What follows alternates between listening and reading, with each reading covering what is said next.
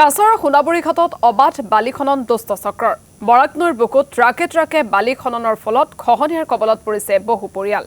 বন বিভাগৰ একাংশ বিষয়াক মেনেজ কৰি মাফিয়া চক্ৰই অবাধে বালি সিন্ডিকেট চলোৱাৰ অভিযোগ উঠিছে। কেৱল বালিয়ে নহয়, কাছাৰ জিলাত বনজ সম্পদ লুণ্ঠনৰ প্ৰতিযোগিতাত নামিছে মাফিয়া চক্ৰ।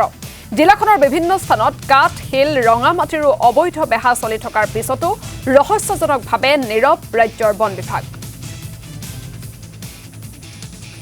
গত এক মাস থেকে রাত্রে চলে, কিন্তু আমরা এটা জানতে জানতে দেরি হয়ে গেছে। এখন 2-3 দিন থেকে দিনও চলে। দিনে চলার কারণে স্কুল মসজিদ যাওয়ার আওয়ার খুব বেশি অসুবিধা হওয়ার দিনও তো কমসে কম 1000 গাড়িও চলে এখানে। তারা অবৈধভাবে এটা করে, এটার লগে আমার ডিপার্টমেন্ট জড়িত আছে। বিশেষ করে মুখ্যমন্ত্রীর দৃষ্টি আকর্ষণ বলছি, এটা এটা গভর্নমেন্ট রয়্যালটির আত্মসাৎ করার একটা পন্থা তারা এখানে খুলছে।